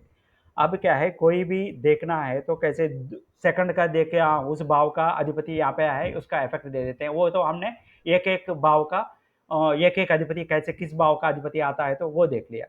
अब सब मिला के जुड़ के कैसे देखना है, तो 2, 6, 8, 12वें और 11वें घर को एक साथ में जांच करना है हमेशा। 2, 6, 8, 12 और 11 यहाँ पे क्लियरली लिखा है, ठीक है जी। तो ये क्या होता है, यहाँ पे क्या 8वें घर के ग्रह दूसरे घर को देखते हैं, है ना, 7वीं दृष्टि हो गया यहाँ पे। इस तरह दूसरे घर का परिणामों के प्रभावित करते हैं। दूसरे घर पर 8वीं घर को ग्रहों का पहलू का प्रभाव 11वीं घर के ग्रहों से प्रभावित होगा, अनुकूल से अनुकूल और प्रतिकूल होने पर प्रतिकूल रूप से। का मतलब यहाँ पे क्या है कि आपको तो ये तो पता ही है, ये क्यों पता है आपको, मैंने कहा ऑलरेडी, आपको दृष्टि देखना है, ग्रह दृष्टि देखना है, राशि दृष्टि देखना है, अर्गला देखना है, अर्धपादास देखना है, ठीक है, अर्गला, अर्गला, विरोधार्गला, ये चारों देखना है ना। ये चारों में ही ये आ जाता है, 2, 6, 8, 12, 11, वो सारे लेके देखने से ये भी आप डायरेक्ट फंडा में, वो तो डीपली बताने के लिए, एक एक चीज बताने के लिए बताया, वो आपको आ गया तो हम सीधा बता दे रहे हैं अभी। 2, 6, 8, 12, 11 का एक ही साथ में देखना है, क्योंकि हमने जैसे पढ़ा 2, 8 तो ये 7वीं दृष्टि हो गया, ऐसे 2, 6 अर्गला हो गया, तो 4 का अर्गला है, अर्गला से जब हमने बात किया देख लो ऐसे है, तो ये 6 का 11वें, ये राशि दृष्टि, ग्रह दृष्टि, ये सब मिला के अर्गलास वगैरह सब मिला के आता है। आपको जब भी देखना है 2, 6, 8, 12, 11 का साथ में मिलके ही देखना है। उसका मैं पढ़ लेता हूँ सीधा सीधा। 8वें ग्रह ये क्यों देखना है ये तो मैंने बता दिया, वही यहाँ पे बता रहे कि क्यों देखना है हमें, क्योंकि उसका दृष्टि हो जाती है। 7वीं दृष्टि होती है, अर्गला दृष्टि होती है, राशि दृष्टि होता है। इसके वजह से 2, 6, 8, 12, 11 ये सब का मिलन करके ही आपको इफेक्ट बताना है। नेक्स्ट आ जाते हैं।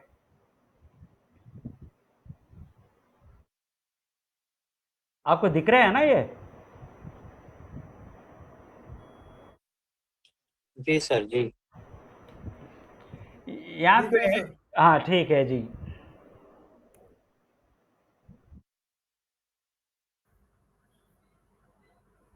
ये 6, 8, 12 हमने बता दिया ना कि दुष्टास धानास, तो और इनका अधिपति जो है 6 का 8 में है, 8 में 6 में है, या 12वीं में ऐसा हो गया। तो ये ना एक रिलेशन, एक कमिटी है मान लो ये तीनों, तो ये तीनों में कुछ प्रॉब्लम है। तो ये क्या बोलते हैं, दूसरा भाव के ग्रह छठे भाव को देखते हैं। 2, 6, 8, 12, 11 है ना, दूसरे भाव के ग्रह छठे भाव को देखते हैं। और इसके छठे भाव को क्यों देखते हैं दूसरा भाव का, ये है अर्गला दृष्टि हो गया। ठीक है जी, अर्गला दृष्टि हो गया ना, तो याद है। चलो आप अर्गलास वगैरह देख लो, जैसे हमने वो कर दिया। अर्गला दृष्टि भी होता है, राशि दृष्टि भी हो जाता है, तो इसीलिए ये देखना है। ये आप पढ़ लो, बाद में आप वहाँ पे है ना साइड में रख के, एक एक साइड में रख के आप देख लेना। दूसरे भाव के ग्रह छठे भाव को देखते हैं और इसके परिणामों के प्रभावित करते हैं। छठवें और 8वें ग्रहों का एक दूसरे के साथ गुप्त संबंध होता है। ये एक कमिटी है, 6 और 8 और 12, तो इन दोनों का 6, 8 अगल बगल में रहते हैं। इन दोनों का नहीं एक दूसरे का रिलेशन हो जाता है। तो इसके वजह से क्या होता है, 6 किसी में भी हमला कर दिया तो 8 भी उसके साथ में देके ना हमला कर देती है। तो इसीलिए 2, 6, 8, 12, 11 इकट्ठा आपको देखना है।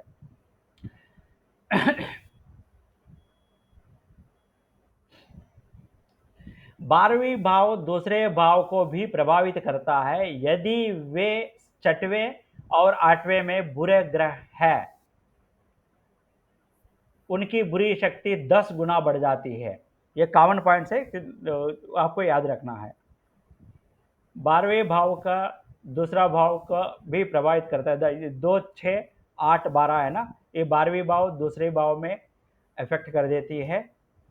तो वो अगर यदि छठवीं और 8वें भाव में पाप ग्रह है, उसका दृष्टि इसमें आएगा। तो फर्स्ट पॉइंट में हमने इससे पहले पॉइंट में बताया कि 2, 6 का इफेक्ट उसमें होता है, कि 2 का इफेक्ट है, 8 का है, दृष्टि का है। अगर इन दोनों में पाप ग्रह है, वो देख रहे सेकंड प्लेस को, तब 12वीं में दुष्ट ग्रह है तो 10 गुना उसका मेलिफिक इफेक्ट यानी कि दुष्ट इफेक्ट, पाप इफेक्ट बढ़ जाएगा।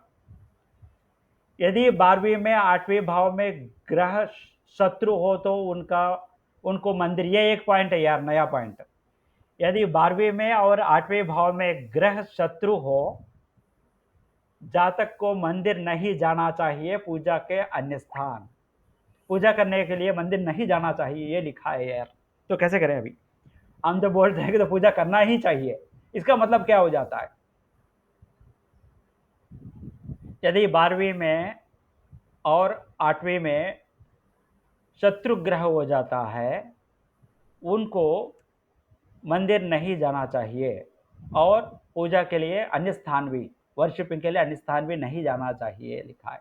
ऐसा तो होता है नहीं, यही है ना, बुक्स जब पढ़ते हैं ना तो समझने के लिए वो हो जाता है। इसका मतलब ये हो जाता है कि उस बंदा ना, कुछ लोग होता है ना नास्तिक हो जाते हैं, वो पक्का अपोजिट हो जाता है भगवान का, तो वो बोलता है भगवान नहीं है। ऐसे कैरेक्टर वालों को ये होता है।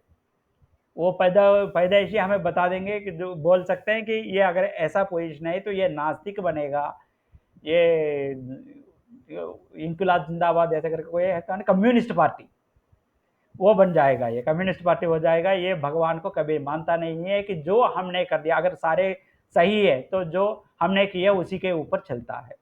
मेरे ताऊ भी एक ऐसी है, तो वो मर गुजर चुके थे, मगर उनका भी है ना, भगवान के ऊपर कभी भरोसा नहीं रखता, उनका पोजीशन भी यही है। 12वीं और 8वीं भाव में पाप ग्रह होता है, तो उसका वो पोजीशन है। ये मत बोलना कि मंदिर मत जाओ, उनका पापा आके या मम्मा आके आपको मारेगी।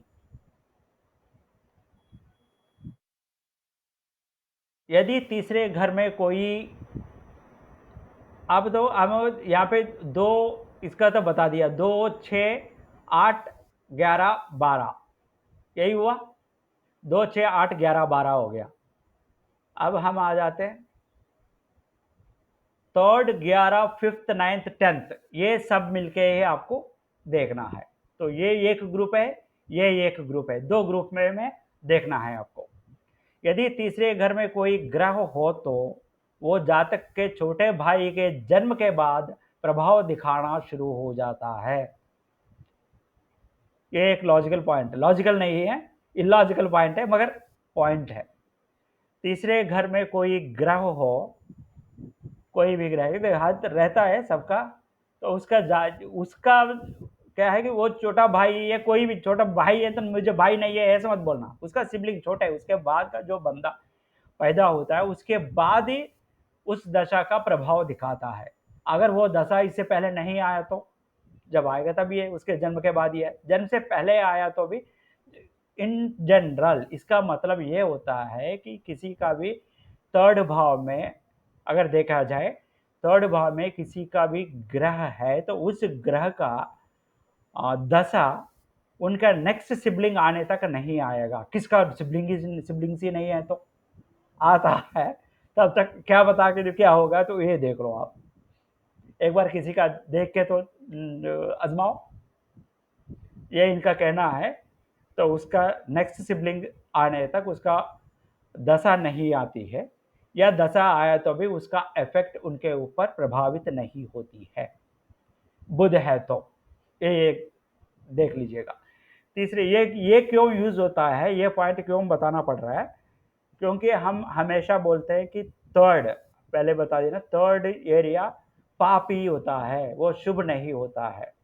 3rd भाव, तो भाव का अधिपति अगर बुध हो गया, मेष लग्न में होता है ये, है ना, मिथुन राशि आ जाता है। और कौन सा लग्न में होता है? 3rd में बुध, 3rd क्या अधिपति, मेष लग्न में 3रा भाव में मिथुन रहता है, मिथुन का अधिपति बुध है। और दूसरा कन्या का अधिपति बुध है, कर्क, हाँ कर्क लग्न, तो कर्क लग्न में हो जाता है, तो तीसरे कर्क। तो अगर ये भी है तो उस टाइम पे बुध है वहां पे, तो उसका अधिपति हो गया वहां पे, तीसरा अधिपति हो गया, तो वो बहुत खराब देगा। मगर उसका इफेक्ट कब, जब तक नहीं देगा तब तक क्या है कि उनका सिबलिंग्स जान नहीं होते हैं। तो बोल देना मामा, किसी को बोलना पड़ेगा तो मामा पापा रुक जाओ, बुध का जाने दो, बुध महादशा बाद में ही पैदा कर देना दूसरा बच्चा को। तो ये एक पॉइंट है, तो इसीलिए यहाँ पे लिखना पड़ा कि बुध पाप हो जाता है, मगर उसका इफेक्ट्स कैसे आता है इस मामले में इतना जल्दी नहीं देता है बोलने के लिए। जनरली भगवान भी ऐसे रखता है ना कि सिबलिंग दे देता है उसके अंदर, बुद्ध दशा आने को, उसका लाइफ में बुद्ध दशा आने से पहले ही उनका सिबलिंग दे देता है, जनरल थिंग है। तो हमें देखना है कि 3, 11, 5, 9 और 10 इनको मिला के, इफ यदि 9वें भाव में अच्छा ग्रह हो और द्वितीय भाव में कोई ग्रह ना हो तो जातक सभी लाभों से वंचित होता है। अब यहाँ पे ये जो पॉइंट्स बता रहे हैं ना, थोड़ा सा हमने जो बताया इससे पहले उसका है ना थोड़ा सा कंट्रा में आ जाता है, तो ये याद रखना है, इसलिए हम बता दे रहे हैं। यदि 9वें भाव में अच्छा ग्रह हो और द्वितीय भाव में कोई ग्रह ना हो तो जातक सभी लाभों से वंचित रहता है। का मतलब 9वें भावों से जो भी इफेक्ट आएगा, तो वहाँ से सेकंड में अगर ग्रह नहीं है तो प्रॉब्लम हो जाएगा। ये कहाँ पे प्रॉब्लम हो जाएगा हमारा, इसमें कहाँ पे कांट्रा हो जाएगा, नवमी अधिपति नवमी में बैठा है, यदि नवमी भाव में अच्छा ग्रह हो और द्वितीय भाव अच्छा ग्रह मतलब स्वग्रह ही मान लेते हैं, का मतलब मेष लग्न में, मेष लग्न ले लेते हैं, उसमें तो नवमी भाव में नवमी अधिपति ही बैठा है।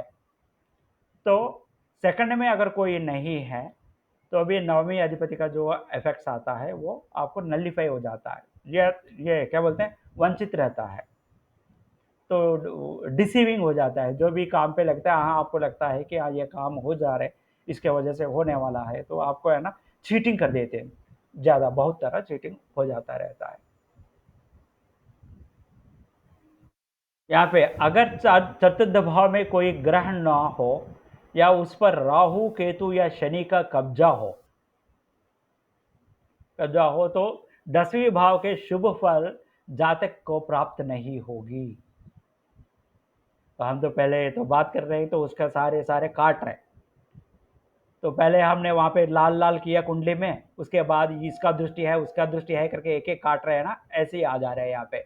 यदि चतुर्थ भाव में कोई ग्रह ना हो तो 10वीं भाव में शुभ ग्रह है तो भी 10वीं भाव के शुभ फल जातक को प्राप्त नहीं होगी, चौथा में होना जरूरी है। हम ये बोल देंगे 10वीं भाव में 10वीं अधिपति बैठा है तो बहुत अच्छा हो जाएगा, मगर चौथी फोर्थ में नहीं है तो नहीं मिलता है। ये सारे बेसिक पॉइंट्स है।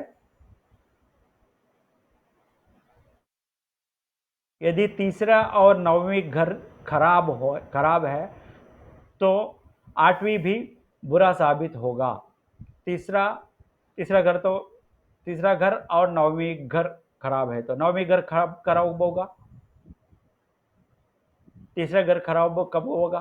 तीसरा ग्रहाधिपति, अभी देखो कंफ्यूज मत होना कि यहाँ पे तीसरा घर बात कर रहे हैं तो शायद कोई कंफ्यूज हो रहा है, तीसरा घर तो खराब वाले है, नवमी घर तो अच्छा वाला है, ऐसा नहीं है, घर नहीं बात कर रहे हैं हम। उस टाइम पे बोले थे कि तीसरे घर का अधिपति वो पाप है, नवमी घर का अधिपति शुभ है, मगर यहाँ पे ग्रह के लिए, ग्रह का मतलब भाव के लिए, तीसरा भाव, नौवें भाव, 9th भाव और तीसरे भाव, वहाँ पे शत्रु ग्रह बैठता है, बुरा हो जाता है, साबित हो जाता है, बुरा साबित हो जाता है वहाँ पे। यदि तीसरा और नवमें घर खराब है तो पूरा 5वीं भी बुरा साबित हो जाएगी। 5वीं में इसका मतलब है 5वीं का अधिपति बैठा तो भी आपको खराब हो जाती है। 5वीं में 5 बैठा तो वहाँ पे क्या बोलते हैं कि धना एक बता दिया ना, धन लाभ हो जाएगा, उनका दशा में है वही। यदि नवमी घर में सूर्य या चंद्रमा का कब्जा है तो 5वीं घर अच्छे परिणाम देगा। ये भी दूसरा है कि ये नहीं, एक कहने को कुछ बोलते हैं ना, लेट हो गए तो slow and steady wins the race, धीरे चलो, उसको तेलुगु में बोलते हैं। और एक बोलते हैं आलस्यम अमृतम विषम, तो अमृत भी पियोगे, लेट हो गया तो अमृत भी पॉइजन हो जाता है। और एक साइड से बोलते हैं slow and steady wins the race, वो इंग्लिश में बताया मैंने, हिंदी में भी होगा ऐसे, लेट स्लो एंड स्टडी, धीरे धीरे चलो, वो भी है। तो ये दोनों है ना कि हम कहाँ पे यूज़ करना है, कहाँ पे यूज़ नहीं करना है। जैसे मैंने कहा कि हाथी में भी ब्रह्म है, मेरे में भी ब्रह्म है, ये जाके हाथी के सामने बोलोगे तो वो तो पटक देगी आपको। किसके साथ बोलने, कहाँ पे कौन सा लॉजिक यूज़ करना है आपको आना चाहिए। लिटरली ये पॉइंट्स पकड़ के आप, इसलिए मैं हमेशा बोलता हूँ कि ये बुक पढ़ने से और किसी से सुनने से आने वाला नहीं है। बुक पढ़ के तो ये एक जगह बोल रहे हैं कि ये ऐसा वो अच्छा देगा, एक जगह बोल रहे हैं बुरा देगा। ये उस टाइम पे कैसे माइंड में आएगा, कैसे माइंड में आएगा, कॉस्मिक एनर्जी आपको बता देगी ये काम करो, ये ऐसा बताओ, नहीं तो ऐसा बताओ, आएगी। वो गाइडेंस चाहिए, किसका गाइडेंस चाहिए आपको? एक अच्छा गुरु का चाहिए, ये भगवान का आशीर्वाद चाहिए, उनके थ्रू ही आता है। तो पढ़ने से मैं भी ये भी पढ़, यहीं पे तो लगा के पढ़ दे रहा हूँ, बोल रहा हूँ, उसका जितना लॉजिक हो सकता है उतना लॉजिक बता रहा हूँ। इससे भी आपको आ गया, मैं वो देख के बता दिया, ये मान के मत चलना। फर्स्ट क्लास में मैंने बताया अगर ये बोलना है, ये करना है तो आपको डेली पूजा करना है, वो आपका रहता है। देखो ये इसी 4-5 में मैंने जो लॉजिक्स वो पहले जो बताया वो अलग आ रहा है, यहाँ पे जो बता रहे हैं अभी ये अलग आ रहा है। कब कौन सा सिचुएशन के हिसाब से देख के आपको करना है। यहाँ पे 5वीं घर का अधिपति 5वीं में है तो धन आ जाएगा, वो उसके साथ में मैंने कहा कि वो गुरु, शनि, बुध, वो सूर्य वगैरह देखना चाहिए 11वीं या 11वीं का 11वीं अधिपति भी होना चाहिए। वो भूल गया 5वीं में 5वीं अधिपति है तो बहुत अच्छा हो जाता है, बहुत नॉलेज। 5वीं तो नॉलेज का बताती है और बच्चों का बताती है। तो वो 5वीं में 5वीं अधिपति बैठा है, बहुत अच्छा होगा, ऐसा बोल दिया। मगर यहाँ पे क्या बोल रहे हैं, तीसरे और 9वें घर में खराब है, तो 5वीं घर भी बुरा साबित हो जाएगी। इसका मतलब क्या हो गया? इनका बच्चा एक्चुअली कुंडली के हिसाब से 5वीं भाव के वजह से 5वीं में 5वीं अधिपति है, वो बच्चा बहुत अच्छा और बहुत अच्छा नॉलेजदार है। मगर इनका 9वें घर तीसरा घर में खराब है, इसके वजह से 5वीं घर खराब कैसे हो जा रहा है यहाँ पे? वो लिटरली नहीं जाना है। तब इसका मतलब क्या होता है कि इसके पास बहुत अच्छा नॉलेज है, तो स्कूल में पढ़ाया गया, बहुत अच्छा नॉलेज है तो कॉलेज पढ़ाया गया था कहीं पे ले जाके। बंदा कॉलेज में गया, हॉस्टल में पढ़ने में लग गया। मैं भी 10th तक घर में ही था। 10th तक मैं कि तो पूरा ये शिव जी का वो लगा के वो सब कुछ है ना, बुक हाथ के यहाँ पे रखे, ऐसे ही चलता था। तो 10th तक जैसे कॉलेज में चला गया, वहाँ पे फ्रेंडशिप अलग होता है। हॉस्टल में पढ़ा था, तो ऑटोमेटिकली वो बंदा खराब हो जाएगा।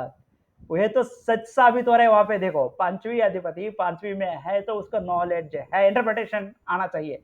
ये कैसे आता है? कॉस्मिक एनर्जी आता है, देता है आपको। तो वो बंदा बहुत नॉलेज पर्सन है, मगर कॉलेज में चला गया। तो कुछ लोग बोलते हैं ना, मेरा इतना अरे रे आपका बेटा तो बहुत अच्छा पढ़ता है, वहाँ पे जाके कैसे हो गया?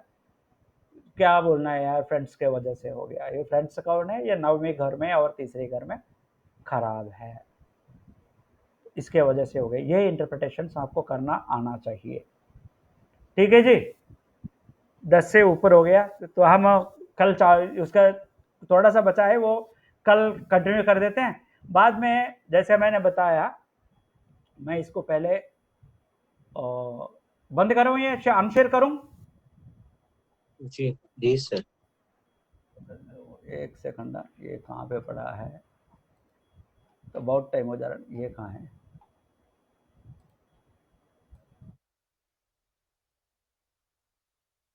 और कहाँ गया ये, कहाँ गया? एक सेकंड है जी, और शेयरिंग।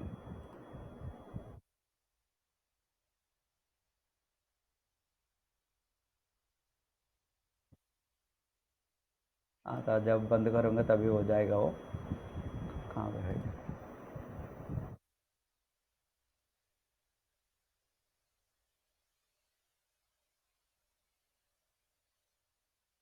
मैं शेयरिंग बंद करता हूँ, स्टॉप शेयरिंग करता हूँ। स्टॉप।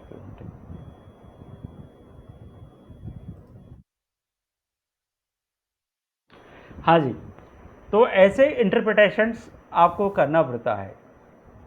हाँ जी, तो अभी बाकी है ना, कल बात करते हैं और ग्रहों के बारे में भी कंप्लीटली, उनका कैरेक्टर के हिसाब से वो कैसे देता है वो भी देख लेते हैं। ठीक है जी, कोई बोल नहीं रहा यार। हाँ जी। जी जी ठीक है जी, शुभ हाँ, तो आप कंफ्यूज मत हो ना कि जे आगे का हाँ वो सही बता रहे हैं और दूसरा इसमें आके, तो लास्ट एग्जाम्पल से तो आपको समझ में आ गया। तो बंदा का कैसे 5वीं ग्रह में 5 नॉलेज, जो इस एग्जाम्पल से तो आपको समझ में आ गया, मैं सोचता हूँ। तो ये दोनों इंटरप्रेट करना है आपको क्लियरली। चंद्र प्रकाश जी, कुछ डायलमा दिख रहा है आपका फेस में, है जी।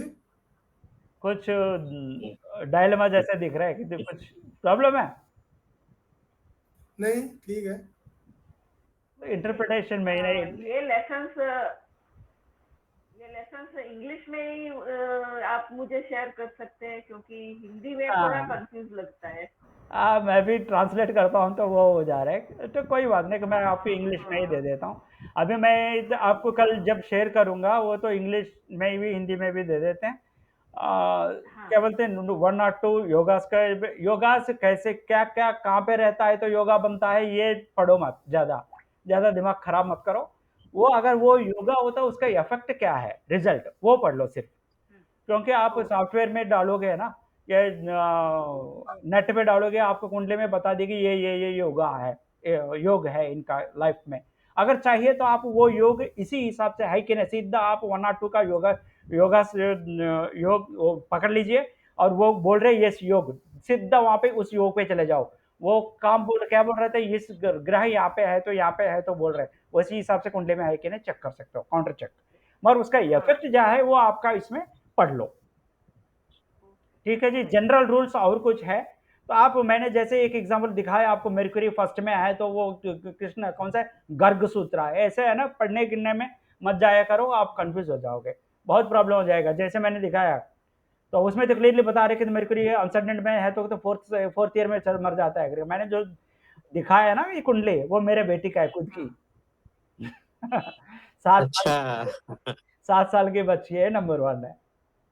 Okay okay.